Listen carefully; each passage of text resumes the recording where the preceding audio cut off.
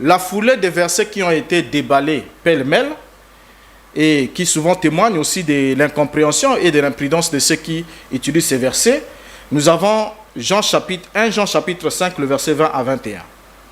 Qu'est-ce que nous lisons dans ces passages? Nous lisons dans la version Louis II, il est dit: nous savons aussi que le Fils de Dieu est venu et qu'il nous a donné l'intelligence pour connaître le véritable. Et nous sommes dans le véritable en son Fils, Jésus-Christ. C'est lui qui est le Dieu véritable et la vie éternelle. Petits enfants, gardez-vous des idoles. Alors, la lecture de ces deux versets sont les deux versets les plus mal compris, les plus mal utilisés par nos amis qui veulent confondre l'identité de Yeshua à celui de son Père. Déjà, avant de lire ces versets, comme je l'ai toujours dit, le conseil que je donne à mes deux co-débatteurs ici, c'est que avant d'entrer dans ces versets qui sont les derniers versets de l'épître, le premier épître de Jean, il fallait d'abord entrer au commencement de ces versets pour voir quelle est la lecture ou la projection que Jean est en train de faire. Qu'est-ce qu'il a comme connaissance de la divinité? Parce que n'oubliez pas que Jean qui écrit cet épître ici, c'est le même évangéliste qui a écrit l'évangile selon Jean. Et la conclusion qu'il a donnée là-bas, nous la connaissons. Jésus a fait beaucoup de miracles, mais ces choses ont été écrites afin que vous croyiez que Jésus est le Christ, le Fils de Dieu, et qu'en croyant, vous ayez la vie en son nom. Maintenant, c'est lui qui écrit ici. Mais avant qu'on arrive à cette conclusion, nous avons d'abord le tout premier verset, on peut quand même survoler, 1 Jean chapitre 1er, le verset 2, où nous lisons l'apôtre dire ce qui suit: car la vie a été manifestée et nous l'avons vue et nous lui rendons témoignage et nous vous annonçons la vie éternelle qui était auprès du Père et qui nous a été manifestée. Ce que nous avons vu et entendu, nous vous l'annonçons à vous aussi, afin que vous aussi, vous soyez en communion avec nous. Or, notre communion est avec le Père et avec son Fils Jésus-Christ. Donc déjà, ici, Jean introduit cet épître en témoignant, annoncer la manifestation de la vie éternelle qui était auprès du Père, avant de certifier que nous sommes en communion avec le Père et aussi avec son Fils. C'est une précision très importante, avec son Fils Jésus-Christ. Alors, lorsque nous descendons plus bas, l'apôtre va dans le deuxième épître, 1 Jean chapitre 2, le verset 1er, il dit: mes enfants, mes petits enfants, je vous écris ces choses afin que vous ne péchez point. Et si quelqu'un a péché, nous avons un avocat auprès du Père, Jésus-Christ le juste. Or, déjà, l'avocat est au sens figuré et signifie une personne qui intercède pour une autre personne et qui le soutient et qui défend les intérêts auprès de quelqu'un d'autre. Donc déjà, rien que ces déclarations ici de l'apôtre Jean sont en train de nous démontrer qu'il avait dans son esprit une distinction entre le Père, Dieu, et son Fils Jésus-Christ. Passage de 1 Jean 5, 20. Lui s'est attardé sur la version de Louis II. Je reprends ce que Louis II dit dans 1 Jean 5, 20. Nous savons aussi que le Fils de Dieu est venu et qu'il nous a donné l'intelligence pour connaître le véritable. Et nous sommes dans le véritable en son Fils Jésus-Christ. C'est lui qui est le Dieu véritable et la vie éternelle. Petits enfants, gardez-vous des idoles. Après qu'il ait passé 10 minutes pour décortiquer ce passage de l'Écriture, il trouve que si on dit c'est lui qui est le Dieu véritable, et si on accorde ça à Jésus-Christ, lui pense qu'on va mettre la confusion dans la tête des lecteurs. Alors, maintenant, il est intellectuel, il est docteur. Or, un docteur, c'est un chercheur. Un docteur ne se limite pas seulement à une seule version de la Bible. Si vous trouvez que dans Louis II, le passage de 1 Jean 5, 20 crée la confusion dans la tête des lecteurs, prenez une autre version qui peut facilement vous éclairer sur ce passage de 1 Jean 5, 20. Ici, par exemple, j'ai la version du semeur. Les semeurs. Le même passage de 1 Jean 5, 20. Écoutons ce que le semeur dit. Le semeur dit ceci. Mais nous savons aussi que le Fils de Dieu est venu et qu'il nous a donné l'intelligence pour que nous connaissions le Dieu véritable. Ainsi, nous appartenons au Dieu véritable par notre union à son Fils Jésus-Christ. Écoutez la conclusion. Ce Fils est lui-même le Dieu véritable et la vie éternelle. Alléluia. Si vous prenez la version du Semeur, votre confusion va se dissiper. Parce que le Semeur dit clairement que ce Fils est lui-même le Dieu véritable et la vie éternelle. Donc, si vous faites un peu le droit comparé, ou si vous faites la religion comparée, si vous prenez 1 Jean 5, 20 dans la version de Louis II, si vous trouvez qu'il y a des confusions, alors prenez le même passage de 1 Jean 5, 20 dans la traduction du Semeur, toute la confusion va partir parce que le Semeur clarifie ce passage de 1 Jean 5, 20 en disant dans sa conclusion que ce Fils est lui-même le Dieu véritable et la vie éternelle. Mais ce Fils-là, c'est qui? Ce Fils-là, c'est Yeshua HaMashiach, Jésus-Christ. Hier, je m'étais évertué à vous expliquer que lorsqu'on parle de Fils de Dieu, il s'agit tout simplement de l'Esprit qui descend et qui demeure dans un homme. Amen. Or, l'Esprit, c'est Dieu. L'Esprit, c'est Elohim. Lorsque l'Esprit est descendu et a tabernaclé dans Yeshua HaMashiach, ce qui nous prouve que Yeshua HaMashiach, c'est lui le Dieu véritable, c'est lui le Père et la vie éternelle. Maintenant, vous avez encore cité cette écriture de Jean 17, 3. J'aime beaucoup cette écriture-là, de Jean 17, 3, qui crée beaucoup de confusion dans la tête de ceux qui ne croient pas que Jésus-Christ est Elohim. Je veux lire Jean 17, 3. Or, la vie... Or, vous aussi vous connaissez l'écriture. Or, la vie éternelle, c'est qu'ils te connaissent toi, le seul vrai Dieu, et celui que tu as envoyé, Jésus-Christ. Mais beaucoup de gens oublient que Dieu, il peut s'envoyer lui-même.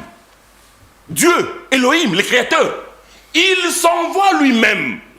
L'exemple est dans Exode 23, à partir du verset 20. Dieu s'envoie lui-même. Regardez ce que Exode 23, à partir du verset 20, dit. Voici, j'envoie un ange devant toi pour te protéger en chemin et pour te faire arriver au lieu que j'ai préparé. Tiens-toi sur tes gardes en sa présence et écoute sa voix. Ne lui résiste point parce qu'il ne pardonnera pas vos péchés car mon nom est en lui.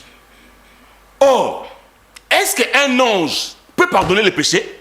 Vous avez bien observé, il a pris 10 minutes pour rien dire. Qu'est-ce que vous avez compris?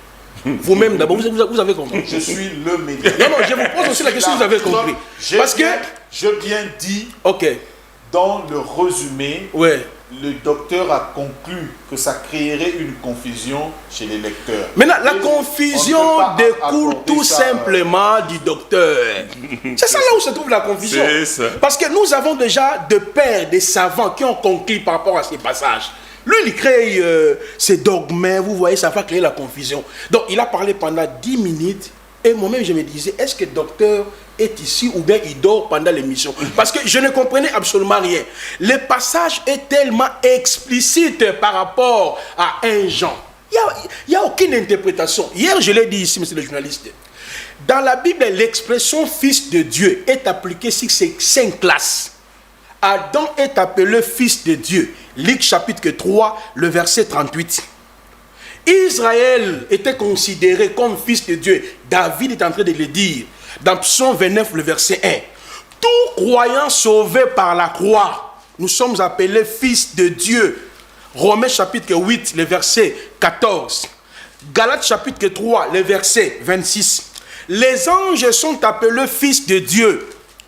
Job 38, le verset 7. Maintenant, lorsque l'expression fils de Dieu est appliquée en Jésus, qu'est-ce que cela veut dire? Ce n'est ni Placide, ce n'est ni Anthony Chamba, ce n'est ni Boris Mbouta, où nous allons créer notre interprétation. La parole, elle est claire.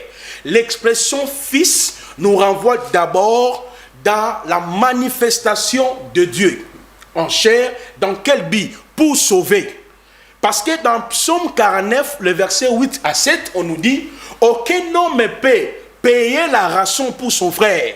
Il peut racheter. » C'est pour cela, dès Corinthiens chapitre 5, le verset 17 à 20 nous dit « Dieu était en Christ, réconciliant le monde avec Placide, avec Anthony Chamba, avec Mbouta, réconciliant le monde avec lui-même. » Donc quand on parle des fils de Dieu, on nous renvoie à la notion de la manifestation de Dieu. Pourquoi Dieu a pris la forme humaine?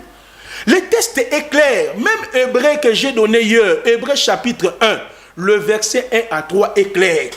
Nous croyons que dans l'expression fils de Dieu, il y a la notion de l'humanité de Dieu. C'est-à-dire Dieu entre dans l'ordre de la création.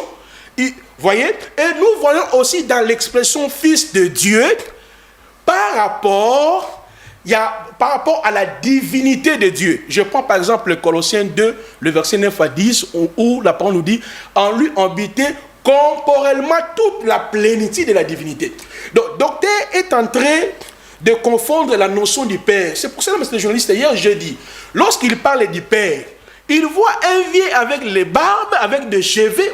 Jusqu'à présent, je ne comprends pas. Parce qu'il dit que Jésus est différent du Père. Je vais vous donner des passages ici. Jésus est le Père. Le Père est Jésus. J'en ai plus de 200 ici que je vais présenter aujourd'hui. 200. J'ai 200 passages. Là, il n'y aura même pas l'interprétation grecque-hébreu. On va lire plus de 200 passages que je prévis ici. Où le Père est Jésus.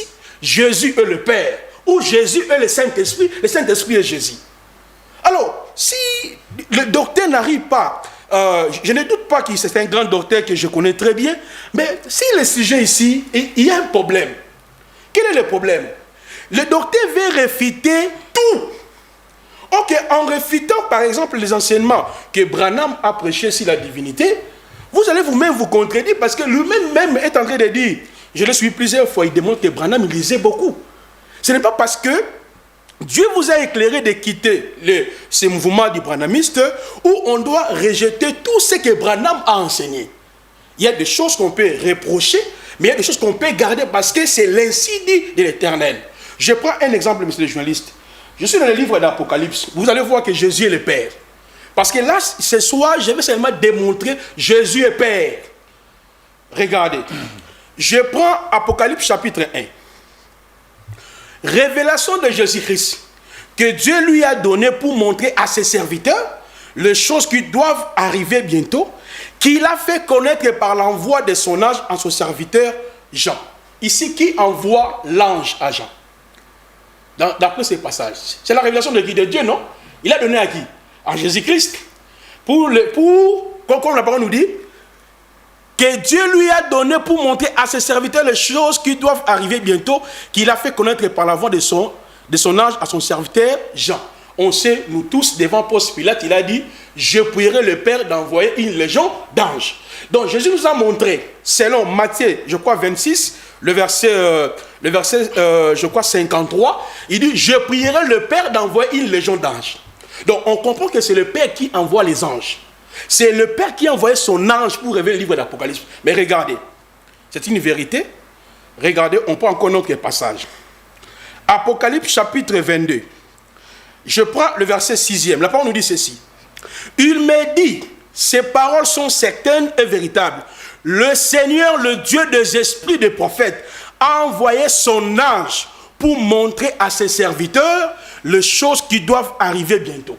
Mais regardez, on confirme ce que je viens de dire, c'est Dieu qui a envoyé son ange pour révéler l'Apocalypse. Mais regardez là le verset 16 du même chapitre. Moi Jésus, pas moi Dieu. Parce qu'il dit que Jésus n'est pas le Père, Jésus n'est pas Dieu. Je ne sais pas si nous lisons la même Bible.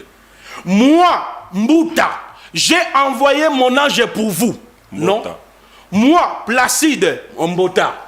Moi, Mbota, j'ai envoyé mon ange pour vous. Non.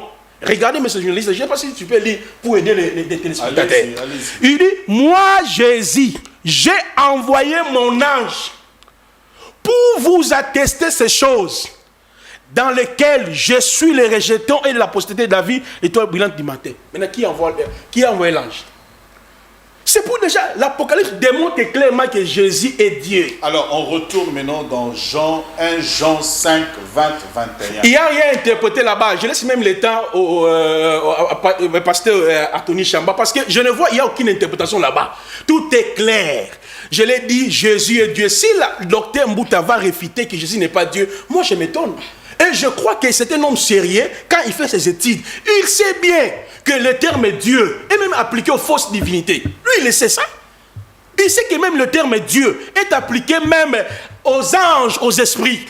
Il sait que le terme Dieu est appliqué même aux hommes. Mais lorsque nous disons que Jésus est Dieu, ce n'est pas parce qu'il est né de Marie. Nous disons Jésus est Dieu parce qu'il a tous les attributs de Dieu en lui. Hier, je l'ai démontré ici. Par exemple, il y a les attributs moraux de Dieu et les attributs non moraux de Dieu. Est-ce que Mbouta, il peut contester Mbota. que... Hein? Mbota. Mbota. Oui. Merci. Est-ce que Mbota peut contester ici devant vous ce soir que les attributs absolus, parce que lui il veut que nous puissions accepter que Jésus est fils de Dieu, mais qui a refusé? Un bon chrétien il sait que Jésus est fils de Dieu, il est le fils de l'homme, il est le fils d'Adam, il est le fils de David. Ce sont les expressions qui nous renvoient à la notion de l'humanité de Dieu pour accomplir le salut. C'est l'heure du débat religieux. Mesdames, Messieurs, comme promis hier, nous revoici encore dans ce tournant où nous débattons autour de cette thématique importante qui est d'ailleurs le soubassement de la foi de tout un chacun de nous dans le christianisme. Jésus-Christ, Dieu ou pas Dieu dans la Bible. Et nous revenons aujourd'hui justement parce que le dernier passage parlant de Jésus comme Dieu a été évoqué par le pasteur Anthony Chamba qui parlait d'être dans le véritable, qui est lui-même Jésus-Christ, le véritable Dieu. Donc, c'est la même configuration comme hier, nous recevons les mêmes invités, le docteur Renan Boris Mbota de Congo-Brazzaville, qui est avec nous, il est également chercheur dans la parole de Dieu, le pasteur Anthony Chamba de l'église primitive et le prophète Placide Massessé du mouvement de réformistes. Je souhaite à tous bienvenue encore sur ce plateau de débat religieux. Merci beaucoup, Merci, monsieur Roland monsieur le Issou. journaliste. Merci. Alors, docteur, à vous la parole. 1 Jean 5 qui a été... 20. 1 Jean 5, 20. 20 qui a été cité. Vous êtes dans le véritable, en son Fils Jésus-Christ, c'est lui le véritable Dieu. Comment vous l'interprétez? Bien, je crois que je salue d'abord tous les téléspectateurs. Et c'est un moment toujours précieux lorsqu'il s'agit de parler de la parole de Dieu. Exact. Et ce passage, comme je l'avais dit hier, que faire un débat sur la divinité pour démontrer la filiation, parce que certains n'ont jamais compris. Grand est le nombre de ceux qui n'ont jamais compris la position de Renan Boris Mbota, parce qu'il y en a qui disent que je prêche que Jésus n'est pas Dieu. Je ne suis pas celui qui prêche la négation, mais c'est celui qui prêche le positif, c'est-à-dire je dis ce qu'il est. Ce qu'il n'est pas, cela ne m'importe pas. Alors donc, je crois et je soutiens, je confesse, selon le fondement de la foi apostolique, que Yeshua HaMashiach est le fils d'Élohim, selon l'instruction qui a été donnée et selon la confession que les apôtres ont eue jusqu'à la mort du dernier apôtre, et le dogme de la divinité de Yeshua est entré à commencer pratiquement au début du IIe siècle. Nous en parlerons. Alors maintenant ici, dans la foulée des versets qui ont été déballés pêle-mêle et qui souvent témoignent aussi de l'incompréhension et de l'imprudence de ceux qui utilisent ces versets, nous avons 1 Jean chapitre 5, le verset 20 à 21. Qu'est-ce que nous lisons dans ces passages? Nous lisons dans la version du second, il est dit: nous savons aussi que le Fils de Dieu est venu et qu'il nous a donné l'intelligence pour connaître le véritable. Et nous sommes dans le véritable en son Fils, Jésus-Christ. C'est lui qui est le Dieu véritable et la vie éternelle. Petits enfants, gardez-vous des idoles. Alors, la lecture de ces deux versets sont les deux versets les plus mal compris, les plus mal utilisés par nos amis qui veulent confondre l'identité de Yeshua à celui de son Père. Déjà, avant de lire ces versets, comme je l'ai toujours dit, le conseil que je donne à mes deux co-débatteurs ici, c'est que avant d'entrer dans ces versets qui sont les derniers versets de l'épître, le premier épître de Jean, il fallait d'abord entrer au commencement de ces versets pour voir quelle est la lecture ou la projection que Jean est en train de faire. Qu'est-ce qu'il a comme connaissance de la divinité? Parce que n'oubliez pas que Jean qui écrit cet épître ici, c'est le même évangéliste qui a écrit l'évangile selon Jean. Et la conclusion qu'il a donnée là-bas, nous la connaissons. Jésus a fait beaucoup de miracles, mais ces choses ont été écrites afin que vous croyiez que Jésus est le Christ, le Fils de Dieu, et qu'en croyant, vous ayez la vie en son nom. Maintenant, c'est lui qui écrit ici. Mais avant qu'on arrive à cette conclusion, nous avons d'abord le tout premier verset, on peut quand même survoler, 1 Jean chapitre 1er, le verset 2, où nous lisons l'apôtre dire ce qui suit: car la vie a été manifestée et nous l'avons vue et nous lui rendons témoignage et nous vous annonçons la vie éternelle qui était auprès du Père et qui nous a été manifestée. Ce que nous avons vu et entendu, nous vous l'annonçons à vous aussi, afin que vous aussi, vous soyez en communion avec nous. Or, notre communion est avec le Père et avec son Fils Jésus-Christ. Donc déjà, ici, Jean introduit cet épître en témoignant, annoncer la manifestation de la vie éternelle qui était auprès du Père, avant de certifier que nous sommes en communion avec le Père et aussi avec son Fils. C'est une précision très importante, avec son Fils Jésus-Christ. Alors, lorsque nous descendons plus bas, l'apôtre va dans le deuxième épître, 1 Jean chapitre 2, le verset 1er, il dit: mes enfants, mes petits enfants, je vous écris ces choses afin que vous ne péchez point. Et si quelqu'un a péché, nous avons un avocat auprès du Père, Jésus-Christ le juste. Or, déjà, l'avocat est au sens figuré et signifie une personne qui intercède pour une autre personne et qui le soutient et qui défend les intérêts auprès de quelqu'un d'autre. Donc déjà, rien que ces déclarations ici de l'apôtre Jean sont en train de nous démontrer qu'il avait dans son esprit une distinction entre le Père, Dieu, et son Fils Jésus-Christ. Et il continue dans 1 Jean chapitre 4, le verset 15. Il dit: celui qui confessera que Jésus est le Fils de Dieu, Dieu demeure en lui et lui en Dieu. Il ne dit pas celui qui confessera que Jésus est Dieu, mais celui qui confessera que Jésus est le Fils de Dieu, Dieu demeure en lui et lui en Dieu. Et après qu'il ait établi déjà dans notre esprit qu'il y a une distinction d'être entre le Père et le Fils, Yeshua, nous pouvons alors lire le passage qui vous pose problème. Déjà là, après avoir écouté cette introduction de l'apôtre, nous entrons maintenant dans 1 Jean chapitre 5, le verset 20. Nous savons aussi que le Fils de Dieu est venu. La première question que nous devons nous poser: qui est celui qui est venu? La réponse, la bonne: le Fils de Dieu. Et qui nous a donné l'intelligence pour connaître le véritable. Il a fait quoi? Il nous a donné l'intelligence pour connaître qui? Le véritable. Et nous sommes dans le véritable en son Fils Jésus-Christ. C'est là d'abord que tous les problèmes se posent. La bonne compréhension de ce texte impose que nous nous posions des questions très responsables. La toute première, nous savons aussi que qui est venu? La réponse, c'est le Fils de Dieu. Et deuxièmement, il a fait quoi? Il nous a donné l'intelligence pour que nous connaissions qui? Le véritable.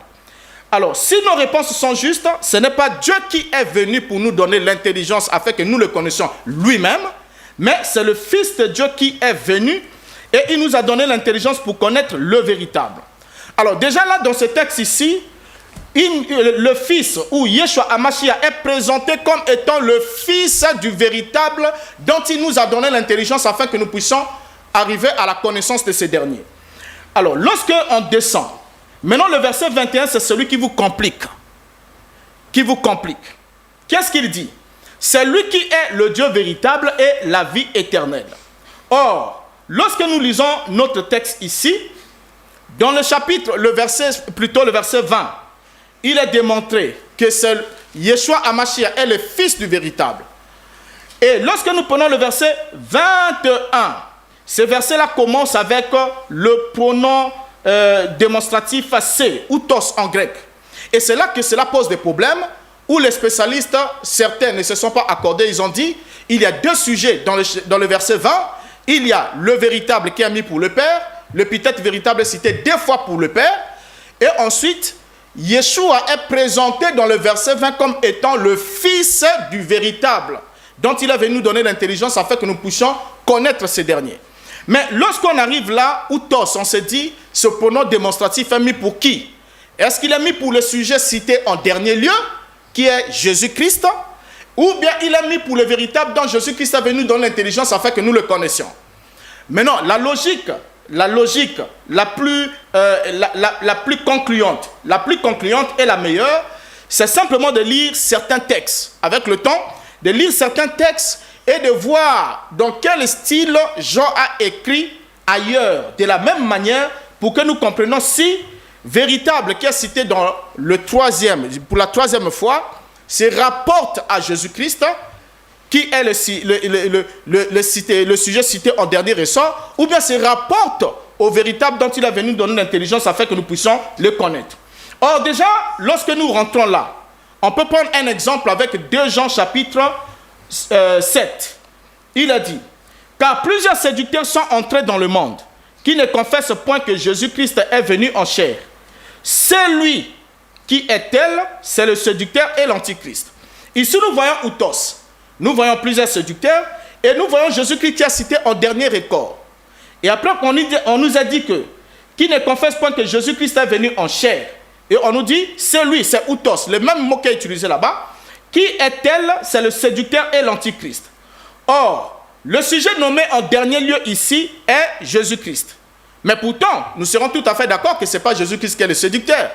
Mais le séducteur, c'est le sujet qui est cité en premier lieu. Alors, lorsque nous descendons dans notre texte ici, nous allons nous rendre compte que l'épithète véritable qui est citée 2 fois dans le verset 20, et lorsqu'il arrive au verset 21, quand on veut le détourner pour vouloir maintenant l'attribuer au Fils, on crée une véritable confusion dans l'esprit des lecteurs parce qu'on ne vous comprendra absolument pas.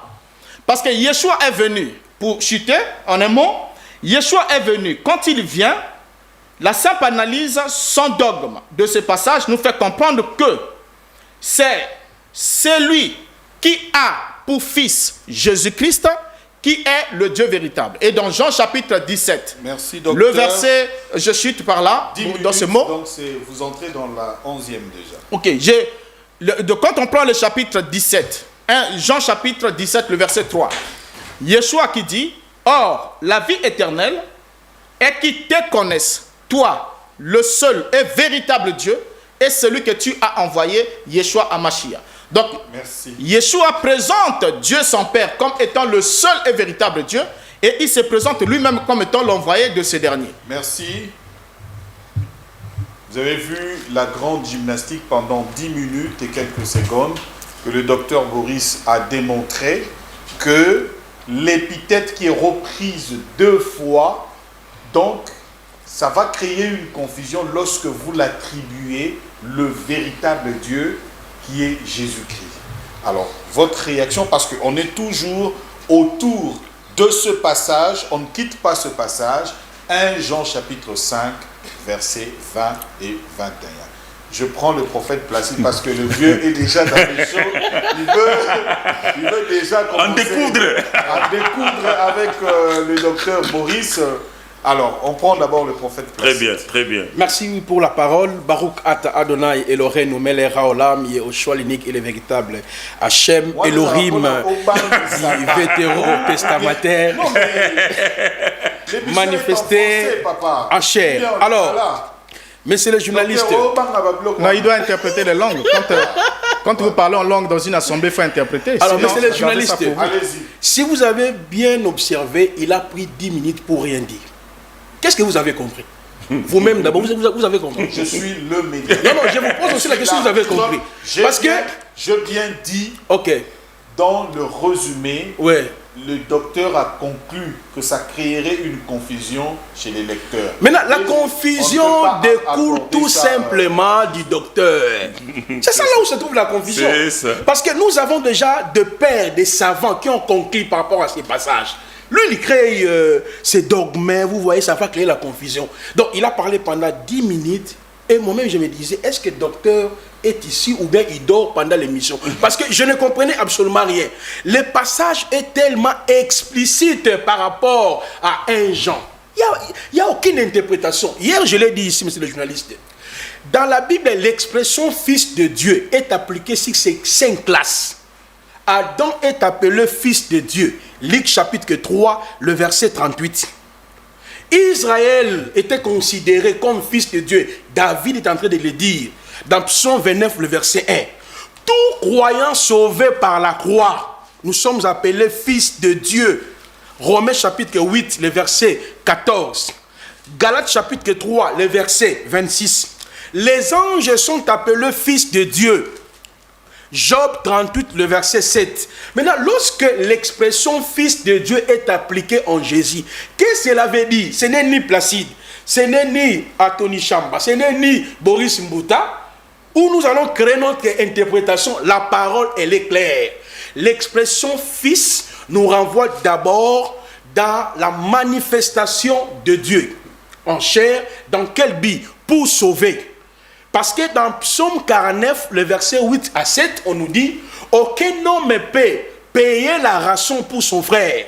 Il peut racheter. » C'est pour cela, dès Corinthiens chapitre 5, le verset 17 à 20 nous dit « Dieu était en Christ, réconcilia le monde avec Placide, avec Anthony Chamba, avec Mbouta, réconcilia le monde avec lui-même. » Donc quand on parle des fils de Dieu, on nous renvoie à la notion de la manifestation de Dieu. Pourquoi Dieu a pris la forme humaine? Le texte est clair. Même Hébreu que j'ai donné hier, Hébreu chapitre 1, le verset 1 à 3 est clair. Nous croyons que dans l'expression fils de Dieu, il y a la notion de l'humanité de Dieu. C'est-à-dire Dieu entre dans l'ordre de la création. Voyez? Et nous voyons aussi dans l'expression fils de Dieu par rapport à la divinité de Dieu. Je prends par exemple le Colossiens 2, le verset 9 à 10, où la parole nous dit « En lui habitait corporellement toute la plénitude de la divinité. » Donc, docteur est en train de confondre la notion du Père. C'est pour ça que le journaliste hier jeudi, lorsqu'il parle du Père, il voit un vieux avec les barbes, avec des cheveux. Jusqu'à présent, je ne comprends pas. Parce qu'il dit que Jésus est différent du Père. Je vais vous donner des passages ici. Jésus est le Père. Le Père est Jésus. J'en ai plus de 200 ici que je vais présenter aujourd'hui. 200. J'ai 200 passages. Là, il n'y aura même pas l'interprétation grecque-hébreu. On va lire plus de 200 passages que je prévis ici. Où le Père est Jésus. Jésus est le Père. Où Jésus est le Saint-Esprit. Le Saint-Esprit est Jésus. Alors, si le docteur n'arrive pas... je ne doute pas que c'est un grand docteur que je connais très bien, mais si le sujet ici, il y a un problème. Quel est le problème? Le docteur veut réfuter tout. Ok, en réfutant par exemple les enseignements que Branham a prêchés sur la divinité, vous allez vous-même vous contredire parce que lui-même est en train de dire, je le suis plusieurs fois, il démontre que Branham il lisait beaucoup.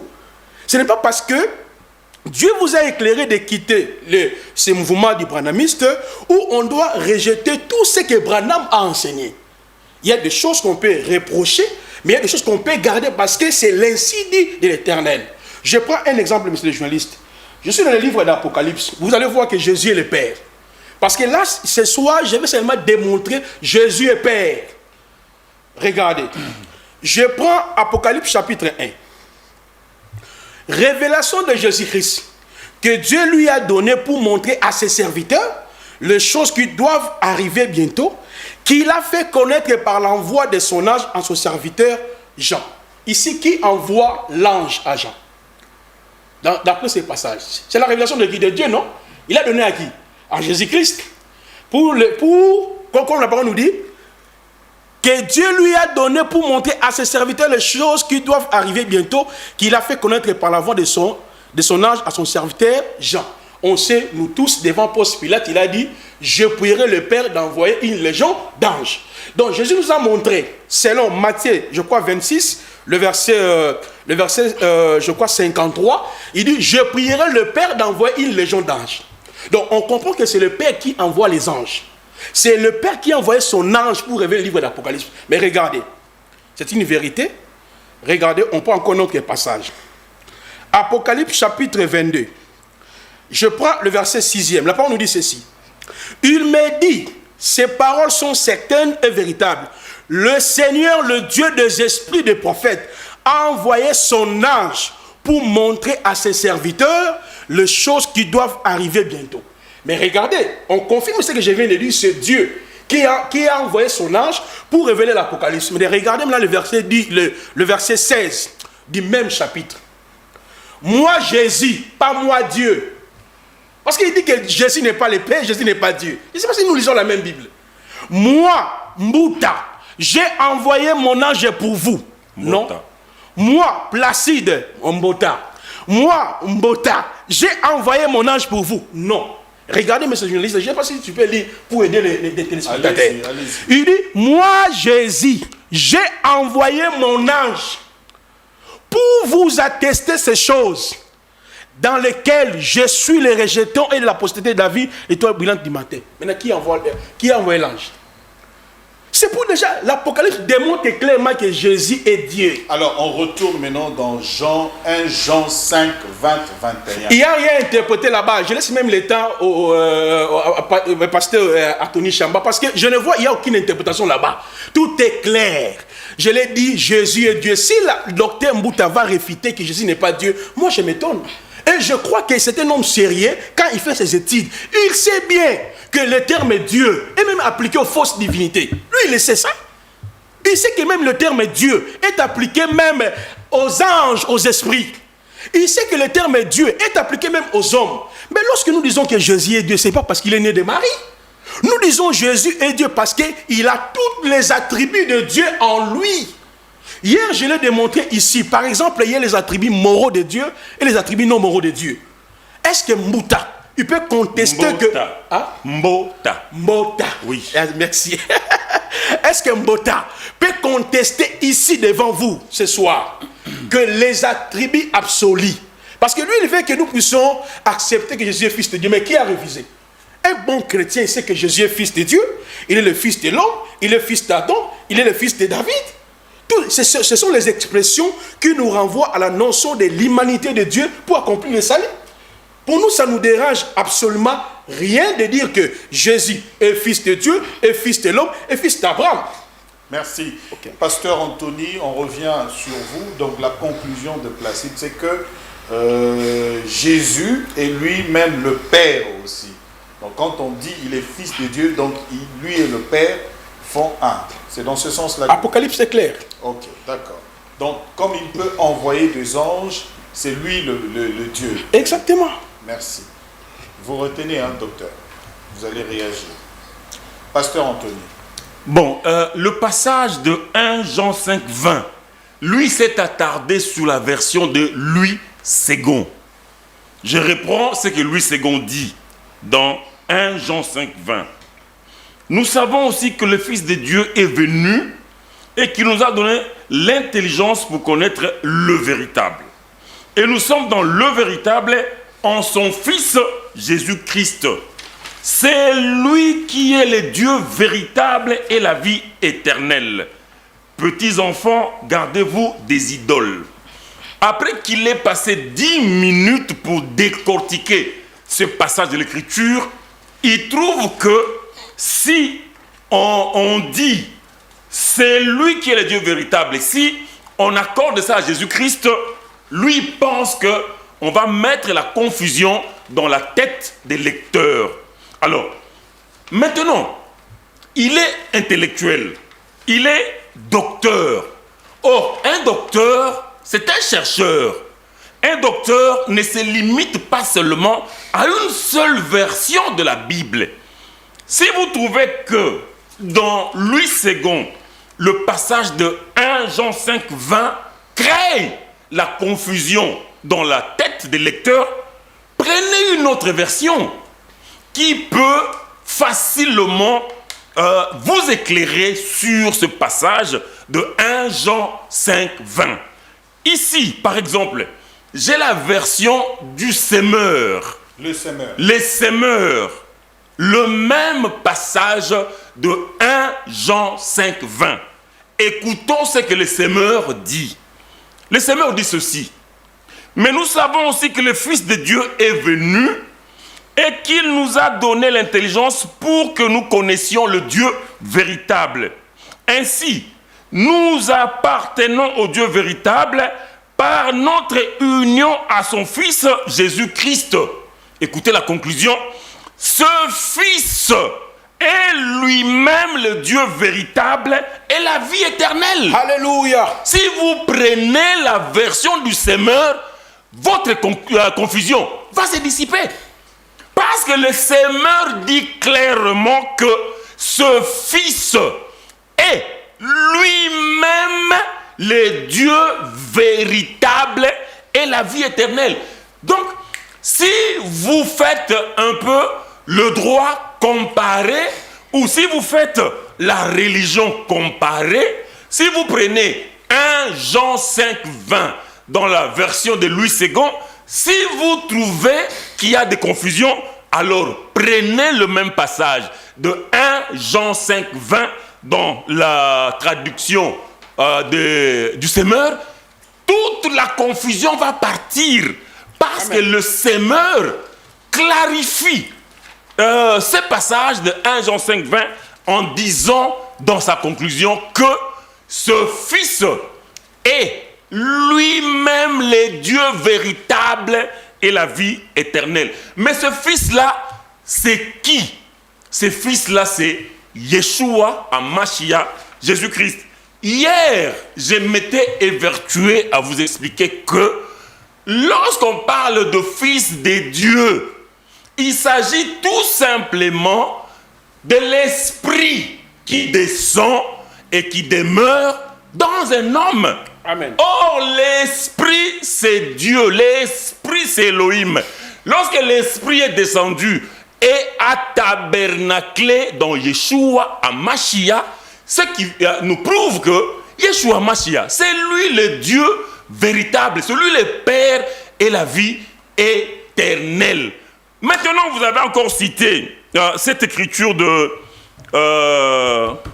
Jean 17, 3. J'aime beaucoup cette écriture-là, de Jean 17, 3, qui crée beaucoup de confusion dans la tête de ceux qui ne croient pas que Jésus-Christ est Elohim. Je veux lire Jean 17, 3.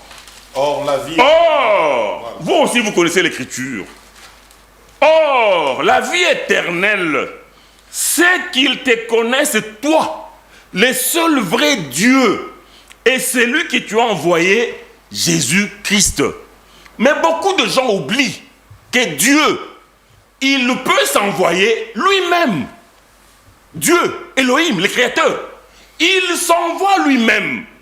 L'exemple est dans Exode 23, à partir du verset 20. Dieu s'envoie lui-même. Regardez ce que Exode 23, à partir du verset 20, dit. Voici, j'envoie un ange devant toi pour te protéger en chemin et pour te faire arriver au lieu que j'ai préparé. Tiens-toi sur tes gardes en sa présence et écoute sa voix. Ne lui résiste point parce qu'il ne pardonnera pas vos péchés car mon nom est en lui. Or, est-ce qu'un ange peut pardonner les péchés? Qui a la capacité de pardonner les péchés? Mais il n'y a qu'Elohim qui pardonne le péché. Mais ici, nous voyons qu'il y a un ange qui a été envoyé devant les enfants d'Israël et cet ange-là était capable de pardonner le péché. Donc cet ange-là qui a été envoyé, capable de pardonner le péché, mais c'est lui-même Elohim, c'est lui-même le Créateur. Parce qu'il n'y a que Elohim, le Créateur, le Père, qui est capable de pardonner les péchés. Maintenant, quand on arrive dans Jean 17,3, or la vie éternelle, c'est qu'ils connaissent toi, le seul vrai Dieu, et c'est lui que tu as envoyé, Yeshua HaMashiach. Donc, Yeshua HaMashiach, il est l'envoyé de Dieu, comme je viens de le démontrer dans Exode 23, 20. Dieu s'est envoyé lui-même en Yeshua HaMashiach. Hier, vous avez dit par exemple qu'aucun apôtre n'a enseigné que Jésus-Christ est Elohim, Jésus-Christ est Dieu. Mais là où nous sommes dans Jean tout simplement, et cette écriture est connue de tout le monde, nous sommes dans Jean au chapitre 1er. L'écriture dit, au commencement était la parole, et la parole était avec Dieu, et la parole était Dieu. Donc, on nous dit clairement, au commencement était la parole, et la parole était avec Dieu, et la parole était Dieu. Mais si on arrive au verset 14, la Bible dit, et la parole qui était Dieu a été faite chair, c'est-à-dire Yeshua HaMashiach. Donc Dieu est devenu un être humain en se faisant chair. Même quand on dit la bonne nouvelle ou l'évangile. Mais l'évangile c'est quoi? La bonne nouvelle c'est quoi? La bonne nouvelle c'est Dieu est devenu un homme et il est mort à la croix pour nos péchés. C'est ça la bonne nouvelle. La bonne nouvelle. C'est avec S. J'avais dit ça hier. J'avais dit ça hier. C'est avec S-H-A-M-B-A. Donc la bonne nouvelle que nous annonçons, l'évangile que nous ébruitons dans le monde entier, c'est que Dieu est devenu un homme. Et il a versé son sang divin à la croix à Golgotha pour le salut de quiconque croit. Maintenant, le Fils de Dieu, c'est ce qui complique beaucoup de gens. Je vais dire l'écriture de Ésaïe. Ésaïe 42, le verset 8. Monsieur le journaliste, vous allez avoir, c'est vous qui posez les questions. Vous allez nous poser la question, vous allez poser la question à Boris Mbota. Ésaïe 42, 8 dit ceci. Je suis l'Éternel, c'est là mon nom.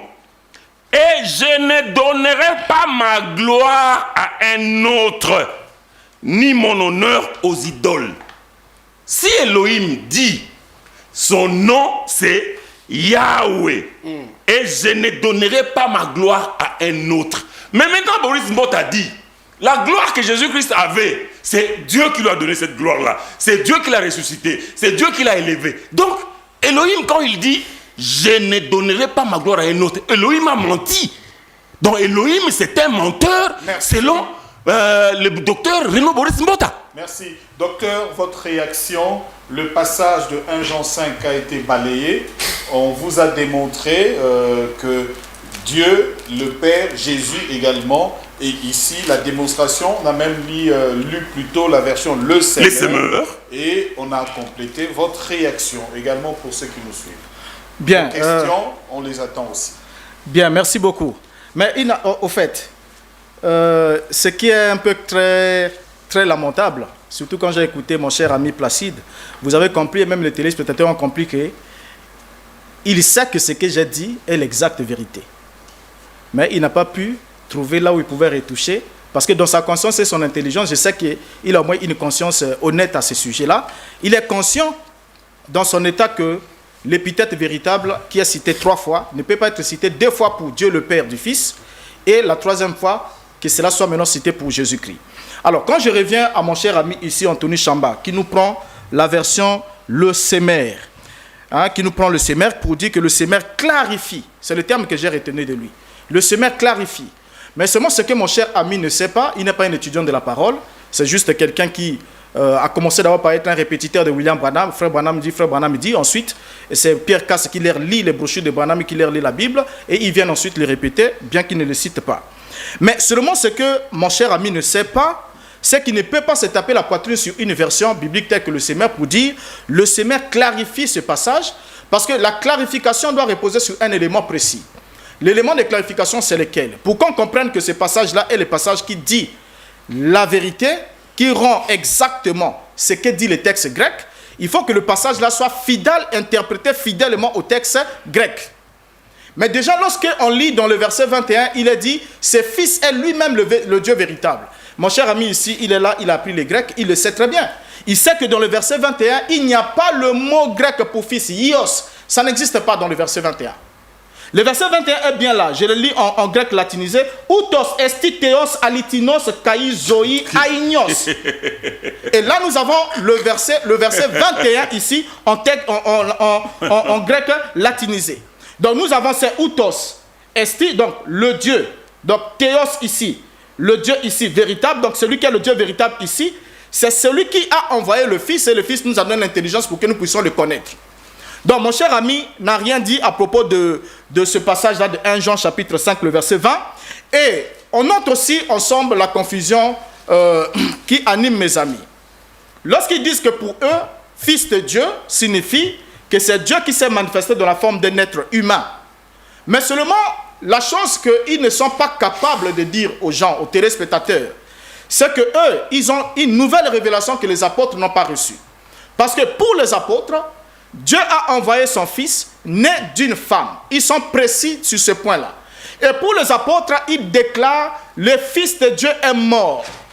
Ils n'ont jamais déclaré quelque part que Dieu est mort pour nous sur la croix. Parce que Dieu, c'est un être immortel. Paul qui va plus loin, qui dit à Timothée que Dieu est immortel, ne peut pas venir prêcher un Dieu mortel. Le Dieu mortel, ce sont des doctrines grecques, de la mythologie grecque, où les dieux peuvent mourir. Et même lorsqu'ils disent que Dieu est descendu dans la forme d'un être humain, mais c'est la même chose que les Grecs ont voulu faire avec l'apôtre Paul. Lorsque Paul a opéré un miracle, ils l'ont élevé, ils ont dit les dieux sont descendus parmi nous dans la forme des êtres humains. C'était d'abord dans la culture des Grecs de voir que lorsqu'un acte de surnaturel est opéré par un agent utilisé par Dieu, que cet être-là doit être la représentation de Dieu ou l'incarnation de Dieu sur la terre. Donc la notion-là, c'est une notion païenne qui n'avait rien à voir avec la foi messianique et au milieu des apôtres. Alors, lorsqu'ils nous disent que Jésus est Fils de Dieu, c'est-à-dire qu'il est Fils, c'est Dieu lui-même, selon la doctrine modaliste qu'ils ont tous pris, que Branham aussi a copié par-ci, par-là, comme mon cher ami Placide a su le dire. Seulement, lorsqu'on dit que Jésus, c'est le Fils, c'est Dieu manifesté dans la chair. Ça voudrait dire quoi? Ça voudrait dire que, avant que Jésus vienne sur la terre, Jésus était Dieu au ciel, selon leur interprétation. Et quand Jésus est né sur la terre, il n'y avait plus de Dieu au ciel. Donc il n'y avait plus, restez tranquille s'il vous plaît, il n'y avait plus de Dieu au ciel. Toujours selon leur interprétation, parce que ce Dieu-là était devenu Jésus. Et quand ce Dieu devient Jésus, une fois que Jésus finit, puisque la chair là c'est la manifestation de Dieu qui se manifeste en tant que Fils. Maintenant lorsqu'il finit avec sa mission, mais pourtant on voit Jésus même au ciel dans le livre d'Apocalypse. Lorsqu'il dit écrit à l'ange de l'église 2, voici ce que dit le Fils de Dieu. Jamais Jésus, même dans le livre d'Apocalypse, s'est présenté de sa propre bouche que je suis Dieu. À moins qu'ils étalent certaines confusions, comme ils vont vouloir les emmener. Alors, lorsque mon cher ici prend le livre d'Apocalypse, parce que déjà, il n'a pas pu répondre au sujet de 1 Jean chapitre 5, le verset 20, ça nous notons cela, puisqu'il a survolé pour aller ailleurs, parce qu'il ne s'était pas préparé à aborder ce sujet-là. Ils savent que c'est un sujet crucial. Alors, lorsqu'il nous dit le livre d'Apocalypse, on lit l'introduction, pourtant c'est même lui-même qui l'a lu. Je me suis dit, mais qu'est-ce qu'il est allé même chercher là-bas? Révélation de Jésus-Christ, que Dieu lui a donné. Nous avons la révélation, nous avons Dieu qui est le donateur de la révélation à qui? À Jésus-Christ. Ça veut dire que Jésus-Christ est un individu qui n'en a pas, qui n'avait pas la révélation avant que Dieu le lui donne. Donc déjà sur ce point-là, on lit bien le texte qui est très clair. Révélation de Jésus-Christ que Dieu lui a donné. Et la suite du verset dit quoi? La suite du verset nous dit que Dieu lui a donné pour montrer à ses serviteurs les choses qui doivent arriver bientôt et qu'il a fait connaître par l'envoi de son ange à son serviteur Jean. Alors déjà ici, nous avons les acteurs qui sont cités, nous avons Dieu qui est cité.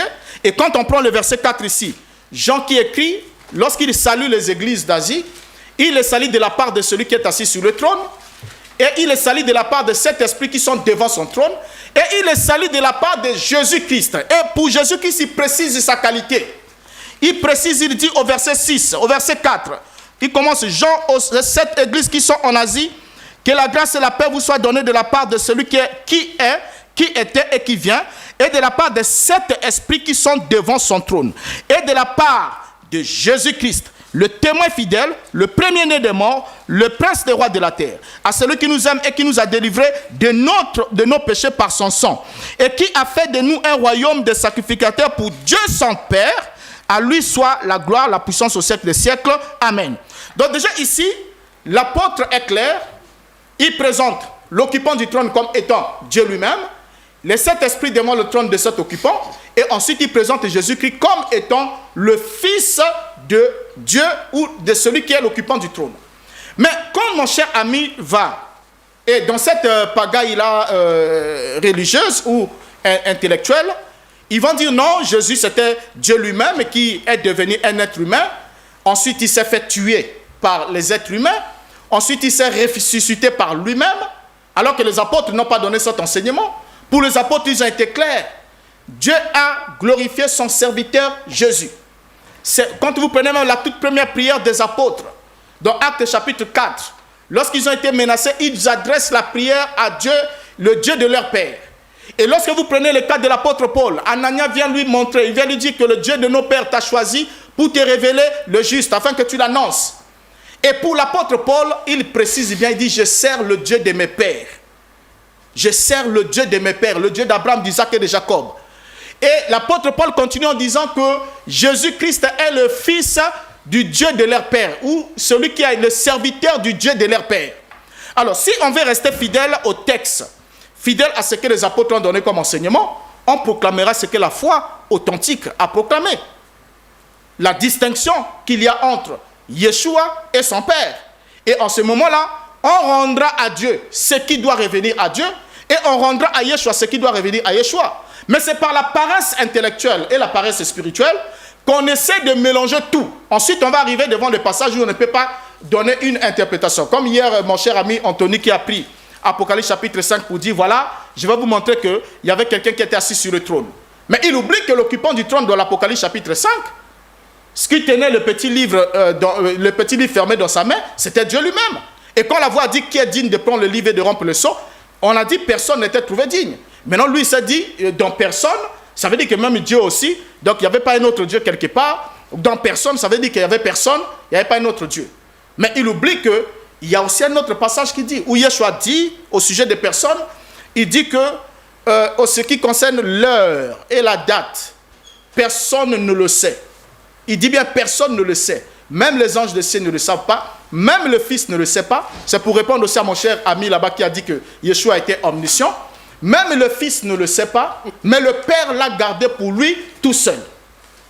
Alors, donc déjà ici, on va comprendre ici, nos chers amis, comment ils sont en train de s'entrevêcher dans beaucoup de choses.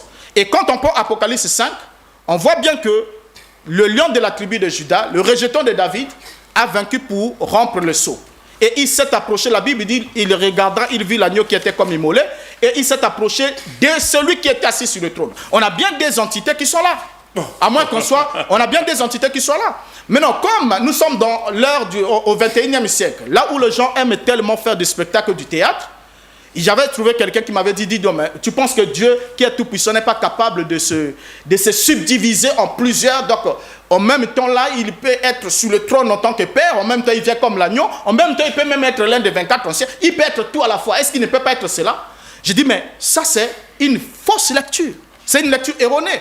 Lorsque nous avons des entités distinctes, l'un qui tend le livre à l'autre, et l'autre qui reçoit le livre, on regarde bien, on lit les textes qui sont des entités distinctes. Il y a un occupant du trône, un qui s'approche pour prendre le livre. Mais seulement ici, pour nos amis, non, Jésus-Christ n'est pas le Fils de Dieu, parce que pour eux, Fils de Dieu, ça n'existe pas. Le Père, ça n'existe pas. Mais ce ne sont que des titres ou des qualifications d'un Dieu qui a joué des rôles. Parce que ça, c'est la doctrine modaliste qu'on leur a enseignée. On leur a enseigné ça, ça vient de Sabelus, ils le savent très bien, que Dieu, c'est comme un acteur qui joue des rôles. Il ne fait que changer des masques. Donc, il porte le masque Père quand il est dans le ciel, en tant que législateur au-dessus du peuple d'Israël. Et lorsqu'il s'incarne sur la terre dans la forme d'un être humain, il devient fils. On ne sait pas de qui. Et ensuite, lorsqu'il s'en va, il revient maintenant comme Saint-Esprit. Donc, cela voudrait dire qu'actuellement, Dieu, le Père, ça n'existe pas pour eux. Le Fils n'existe pas pour eux. Et nous sommes maintenant dans la dispensation du Saint-Esprit, puisque Jésus est redevenu le Saint-Esprit. Et alors, selon eux toujours, on va quand même lire dans le texte ici, quand l'apôtre Paul dit, il y a un seul Dieu et un seul médiateur. Pas il y avait, il y a. Ça veut dire qu'au temps présent, pendant que moi j'écris ici, en ce moment même, il y a un seul Dieu et un seul médiateur entre Dieu et les hommes, Jésus-Christ, homme. Alors, dans cette qualité-là, pour eux, ils disent non, Paul ici est en faute. Il ne peut pas dire qu'il y a un seul Dieu et un seul médiateur. Alors, je voudrais éclairer, entre Dieu et les hommes. Qu'on éclaire un peu l'opinion.